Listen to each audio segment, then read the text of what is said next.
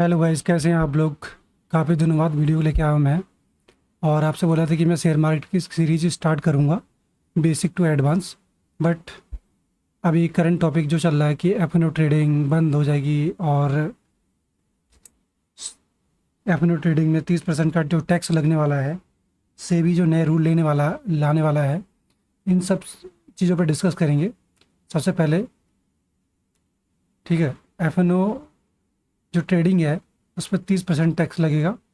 ये बात सच है, ये नहीं है, इस पर डिस्कशन चलेगा। ठीक है। और दूसरी चीज़, एफ एन ओ में जो सेबी के नए रूल्स हैं एफ एन ओ को लेकर, ठीक है, उसके बारे में बात करेंगे। और नेक्स्ट चीज़ है कि इन सब के बावजूद जो सेबी ने जो नए रूल लाए हैं उस पर क्या क्या डिस्कस होना है, और क्या क्या प्रॉब्लम रिटेलर्स को आ रही है, हम जैसे ट्रेडर्स को, हम जैसे इन्वेस्टर, छोटे इन्वेस्टर को आ रही है, उनके बारे में डिस्कस करेंगे। ठीक है। सबसे पहले इन सब के बारे में डिस्कस करने के बाद हम सॉल्यूशन पे जाएंगे। वैसे तो सब बड़े बड़े यूट्यूबर्स हैं, बड़े बड़े जो इन्फ्लुएंसर्स हैं और बड़े बड़े सीए हैं, सबने बता दिया कि एफ एन ओ ट्रेडिंग में 30% टैक्स लगेगा तो क्या होगा, स्पेकुलेटिव इनकम बनेगी तो क्या होगा, रिटेलर्स पे क्या फ़र्क पड़ने वाला है। इन सब चीज़ों पे सबने बात करी है। ठीक है, ऑलमोस्ट सबने बात करी है।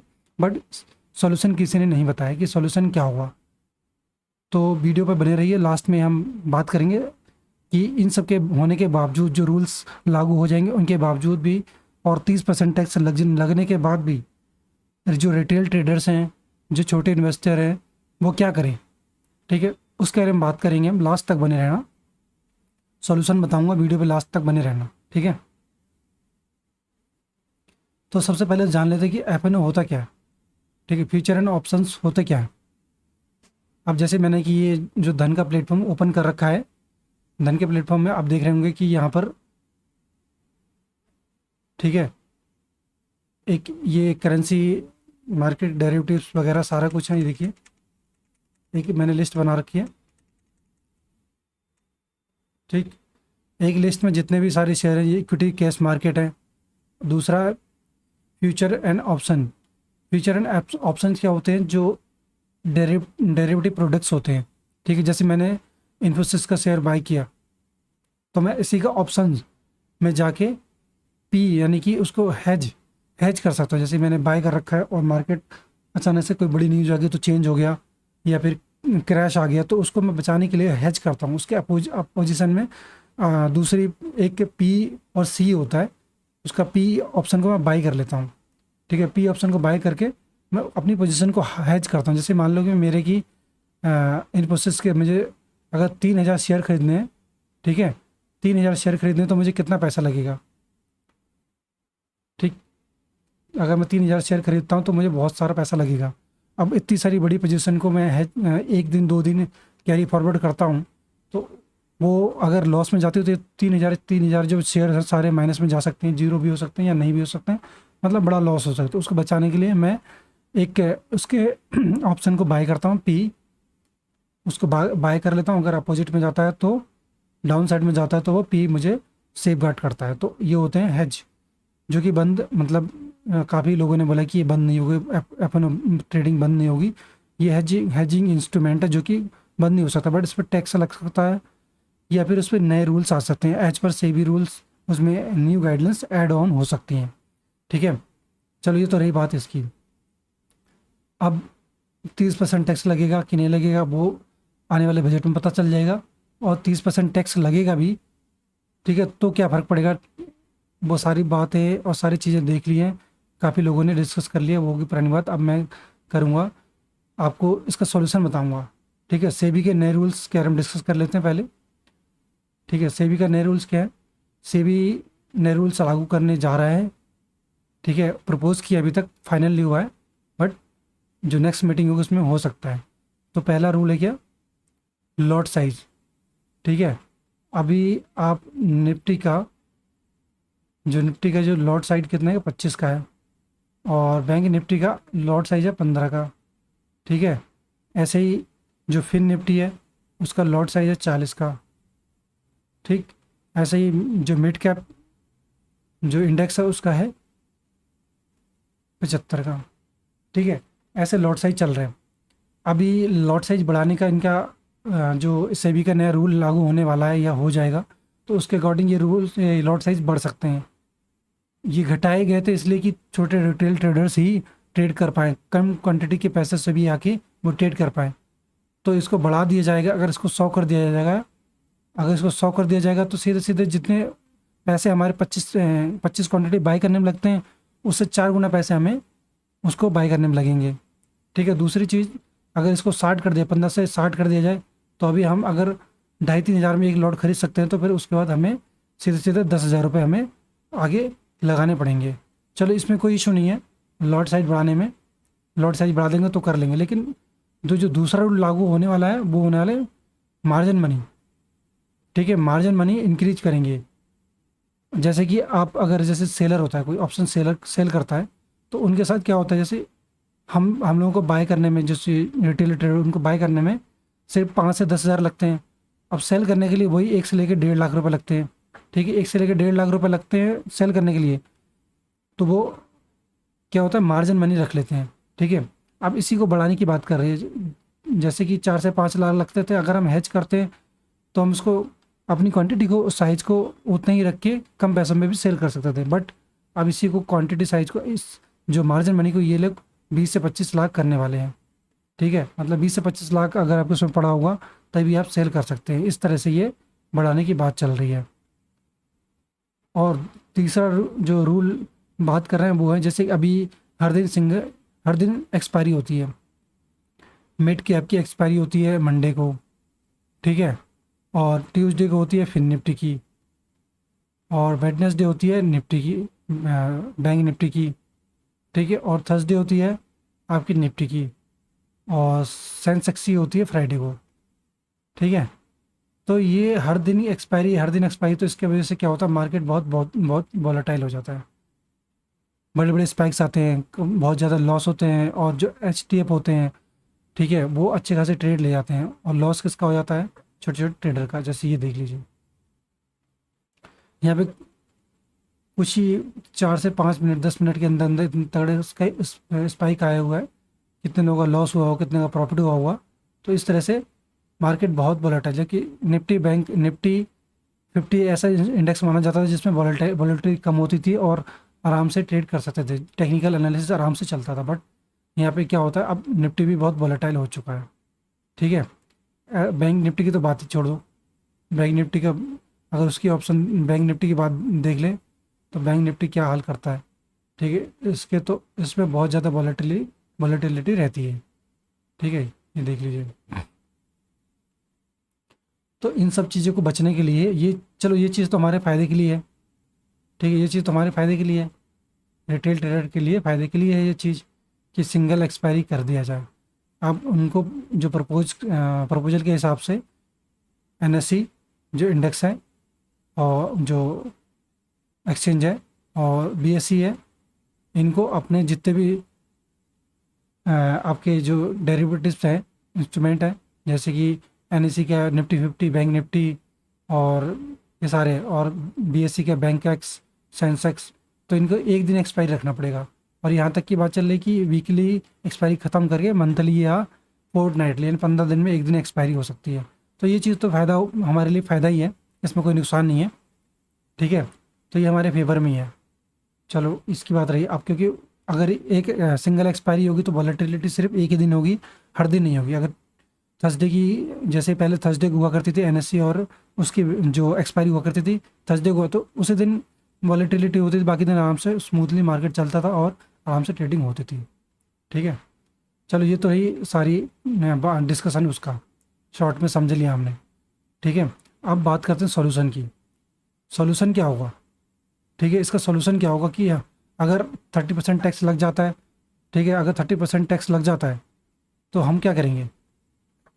सीधे 30% टैक्स का सीधे सीधे मतलब ये होता है कि अगर मान लो हमने 500 रुपये का प्रॉफिट किया, तो इसमें से 30% सीधे सीधे वो, जैसे हमारा ट्रांजेक्शन एसटीटी चार्ज वगैरह कटता है, वो उसमें से 30% कट जाएगा, उसके बाद हमें मिलेगा। ठीक है। वो हमें मिलेगा। उसके बाद भी स्पेकुलेटिव अगर इनकम में आ गया तो वो जो इनकम टैक्स का जो अलग से स्लैब बन जाएगा। ठीक है। 30% सीधे सीधे आप उसमें जो लॉस हुआ है उसको आप बचा नहीं सकते हो, आप उसको कहीं शो नहीं कर सकते हो, सिर्फ प्रॉफिट हो चाहे लॉस हो आपको 30% टैक्स देना ही पड़ेगा। तो ये बहुत गलत चीज़ है हमारे लिए। अगर ये हो जाता है मान लो तो एफ ट्रेडिंग तो वैसे ही बंद हो जाएगी। ठीक है, एफ ट्रेडिंग कर नहीं पाएंगे, मतलब एफ ट्रेडिंग रहेगी बट रिटेल ट्रेडर नहीं कर पाएगा। अब इतना टैक्स दे के भी अगर आपके पास कुछ नहीं बच रहा है तो कोई फ़ायदा नहीं करके। तो इसका सोल्यूशन क्या है, अब सोल्यूशन की बात करते हैं, जो कि मेरा फेवरेट है। ठीक है, मैं फोकस उसी पे करता हूँ। ठीक, बट आपको मैं बता देता हूँ। देखिए, सिंपल सोल्यूशन है। अगर एफ एन ओ ट्रेडिंग नहीं कर पाएंगे तो ऐसा नहीं कि आप ट्रेड नहीं कर सकते, ऐसा नहीं कि आप इन्वेस्ट नहीं कर सकते हैं, तो आप इक्विटी, ठीक है, इक्विटी या कैश मार्केट में जाएंगे। अब ऐसा नहीं कि जितना प्रॉफिट उसमें होता है एफ एन ओ में उतना लॉस भी होता है, बट इक्विटी और कैश मार्केट जो ऐसी चीज़ें, ऐसे इंस्ट्रूमेंट है जिसमें आपको प्रॉफिट भी लगातार हो सकते हैं, कंटिन्यूसली कॉन्स्टेंट प्रॉफिट भी हो सकते हैं, और लॉस होगा तो बहुत कम लॉस होगा। और दूसरा इसका फ़ायदा ये है कि ये इसमें वॉलेटिलिटी बहुत कम होती है, मतलब इसमें मैनिपुलेशन नहीं होता है, ऑपरेटर इसमें मैनिपुलेट नहीं कर सकते हैं। ठीक है, वॉल्यूम भी ठीक ठाक रहता है। आपको वो शेयर, वो स्टॉक्स आपको चूज़ करने होंगे जो जिसमें वॉलेटिलिटी बहुत कम रहती है, मतलब वॉलेटिलिटी ज़्यादा रहती है, आपको अच्छा खासा अप डाउन मिल सकता है। तो इसी के लिए मैं आपको बताने जा रहा हूँ। जैसे कि मैंने यहाँ पर ऐड कर रखा है, ठीक है, ये मेरी प्लेलिस्ट, मेरी ये वॉच लिस्ट है जिसमें मैंने शेयर ऐड किए हुए हैं। ठीक है, ये सारे शेयर ऐड किए हुए। अब इसमें देखिए, डॉक्टर रेड्डी, डॉक्टर रेड्डी क्या है, 124 एक दिन में कितने परसेंट मूव किया है, 1.8% मूव किया है। और इन्फोसिस जो कि आईटी का अपना धुरंधर है, 59 पॉइंट मूव किया है और 3.5% मूव किया है। ठीक है, ऐसे ही हमें ज़्यादा स्टॉक चूज़ नहीं करने, बस कुछ चूज करना है जिसमें अच्छी खासी वॉलिटिलिटी होती है। अब आप बोलोगे कि कैसे चूज करें हम डेली डेली।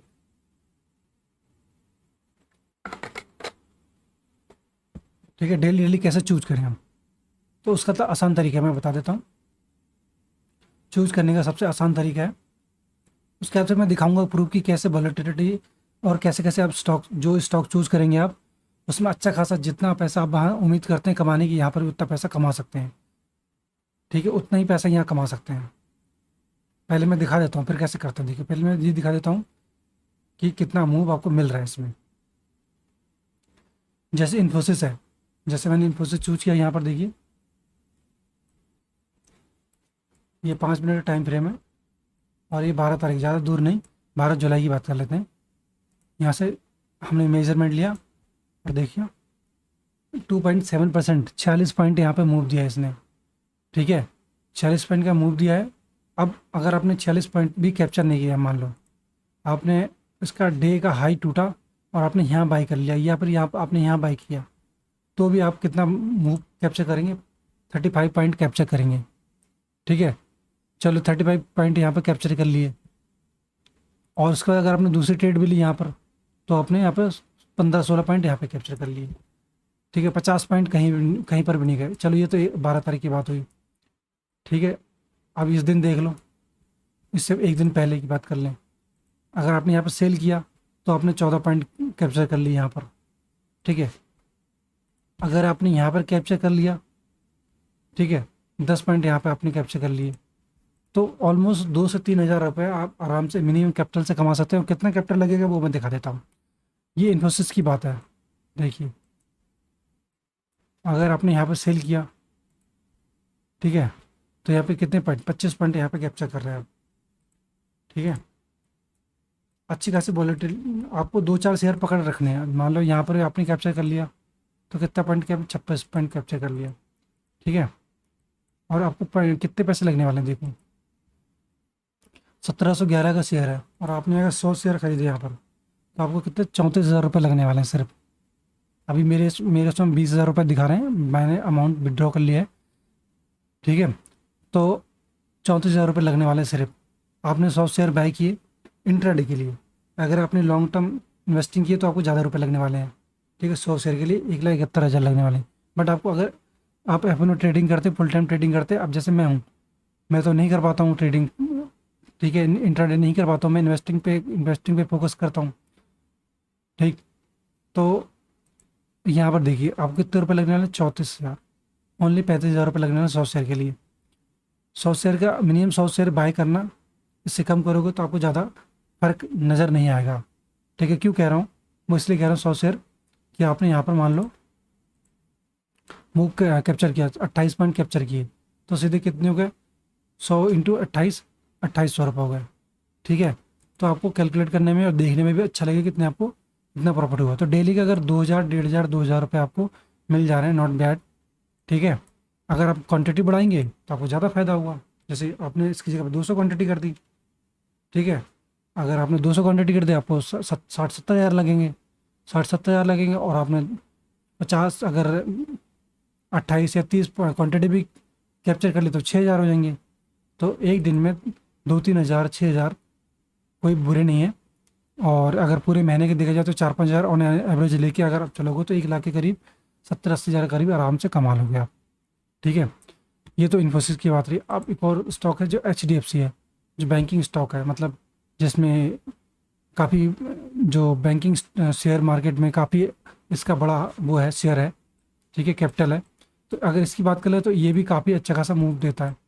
ठीक है, ये देख लीजिए। अगर मैं 19 तारीख का देखूँ, यहाँ से अगर मैं मूव कैप्चर करता हूँ, 55 पॉइंट गए हैं, 3.41, सिर्फ सिंगल डे में इतना मूव करता है ये। ठीक है, मैं सिर्फ ये एक दिन का एग्जांपल दिखा रहा हूँ। अगर आपने इसके भी 100 शेयर बाय किए तो कितना लगेगा पैसा, 32,000। देखो 35,000 के अंदर अंदर आपको अच्छे खासे शेयर मिल जा रहे हैं। अगर आपके पास ठीक कैपिटल है, ठीक ठाक 50,000 है, तो आप बड़े जो और मिड कैप वाला शेयर है उसको भी उठा सकते हैं, स्टॉक उठा सकते हैं। ठीक है, मैं मिनिमम बता रहा हूँ 100, आप ज़्यादा भी ले सकते हैं और कम भी ले सकते हैं। ठीक है, आप इसका 10 क्वांटिटी से भी बाय कर सकते हैं। 10 क्वांटिटी के लिए सिर्फ 3, 4, 5 हज़ार रुपये लगते हैं, आराम से आप कर सकते हैं। अगर 10 क्वांटिटी बाय कर सकते हैं, 50 पॉइंट, तो 500 रुपये आपको आराम से मिल सकते हैं। ठीक है, तो इस तरह से ये HDFC का शेयर है। देखो,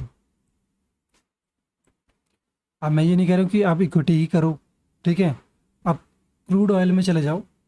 ठीक है, क्रूड ऑयल में दिखा देता हूँ आपको, अच्छा खासा मूव मिलता है आपको कमोडिटी मार्केट में। ठीक है, मैं होम पे जाता हूँ इसके, और यहाँ पे कमोडिटी मार्केट में गया। अब देखिए ऑप्शंस में, यहाँ पर तो ऑप्शंस का है। ठीक है, अगर ऑप्शंस में अगर सेम चीज़ अगर 30% टैक्स लगे तो ऑप्शन इसका भी बंद हो जाएगा।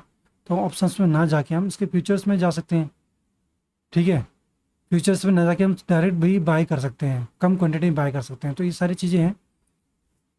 और तीसरा स्टॉक और देख लेते हैं, रिलायंस।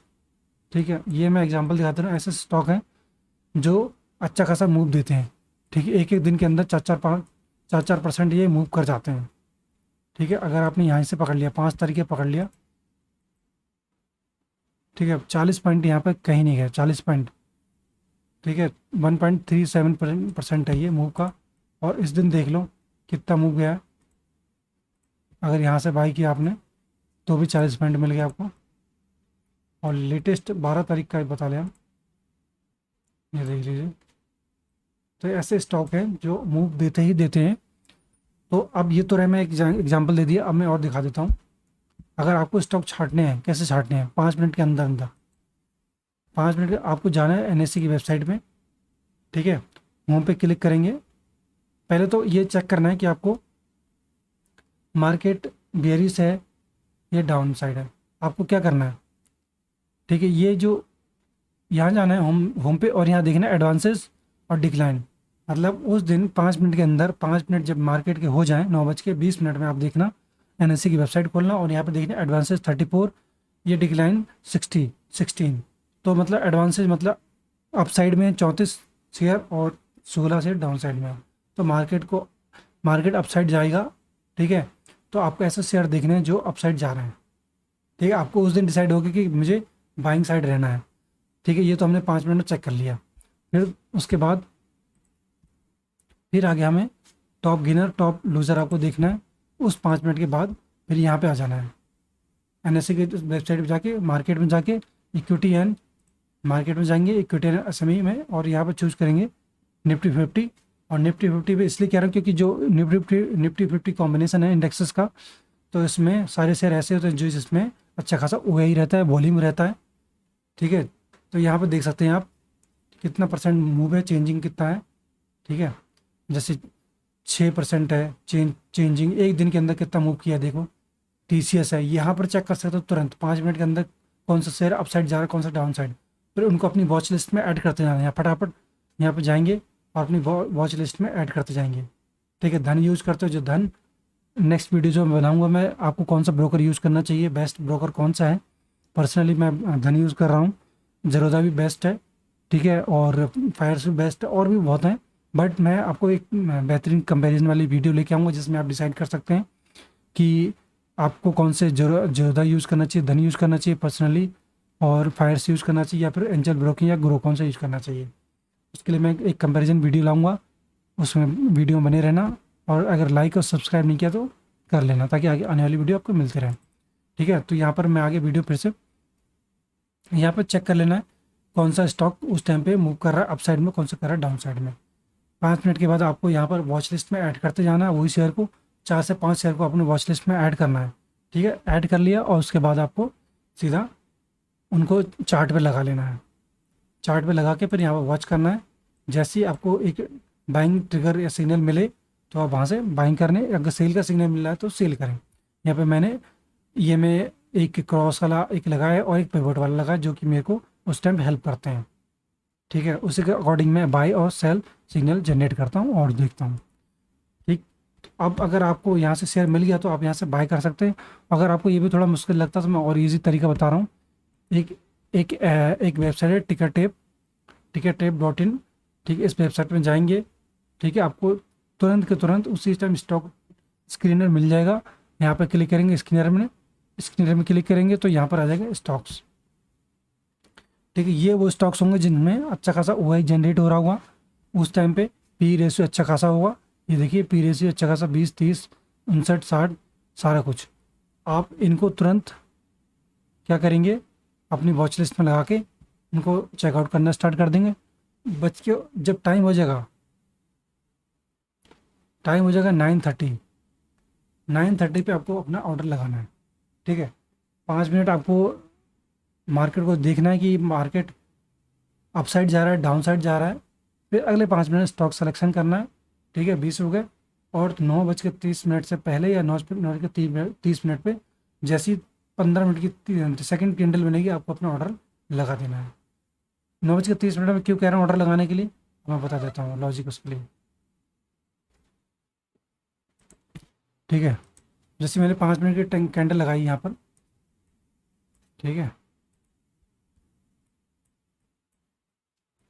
ये 5 मिनट कैंडल है इन्फोसिस में, 1, 2, 3, ठीक है, 3 कैंडल हो गई हैं। और उसके बाद मार्केट ने डिसाइड कर लिया कि कहाँ जाना है, ऊपर जाना है या साइडवेज रहना है। अगर आप इसको 15 मिनट कर देंगे, ठीक है, तो आपको यहीं पता चल जाएगा 15 मिनट में। 9:30 में क्यों कह रहा हूँ मैं, 9:30 होंगे आपको मार्केट का मूड डिसाइड हो जाएगा कि किस साइड मार्केट जाने वाला है, ठीक है। 5 मिनट आपको स्टॉक सिलेक्शन लगना है, 5 मिनट आपको लगना है मार्केट ऊपर जा रहा है नीचे जा रहा है वो चेक करने में। और अगले 5 मिनट आप स्टॉक सेलेक्ट कर लोगे और उसके बाद आप 9:30 में ऑर्डर लगा दोगे कि कहाँ आपको कौन सा आपको चेकआउट करने के बाद कौन सा स्टॉक आज बाय करना है, कौन सा सेल करना है, ठीक है। जिसमें ये जिस भी चार्ट में ये 15 मिनट की कैंडल, सेकंड कैंडल ऊपर अपसाइड ब्रेक कर रही हो तो आपको बाय कर लेना है, और डाउन साइड ब्रेक कर रही हो तो डाउन साइड को सील कर देना है, ठीक है।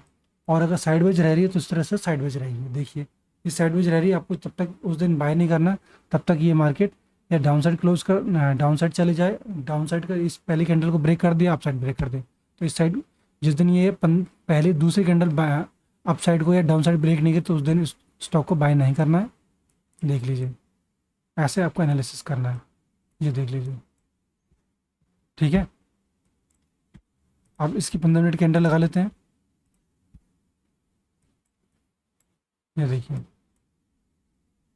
अब आप यहाँ से डिसाइड कर सकते हैं, ठीक है। दूसरी कैंडल है, इसने ब्रेक नहीं किया, यहाँ पर ब्रेक किया तो आप सेल भी कर सकते हैं, लेकिन यहाँ पर भी एक थोड़ा सा मूव आपको छोटा मूव मिलेगा, उसके बाद आप यहाँ पर भी दोबारा बाय कर सकते हैं इस तरह से। तो ये हो गया हमारा स्टॉक सिलेक्शन, और ठीक है, स्टॉक सिलेक्शन हो गया। अगर F&O में 30% टैक्स लग जाता है उसके बाद आप क्या करेंगे, वो उसके बाद का सॉल्यूशन मैंने ये बताया है। ठीक है, ये बहुत अच्छा सॉल्यूशन है। अब कौन सा ब्रोकर यूज़ करना है, कौन सा ब्रोकर यूज़ नहीं करना है, उसके लिए मैं नेक्स्ट वीडियो लेके आऊँगा।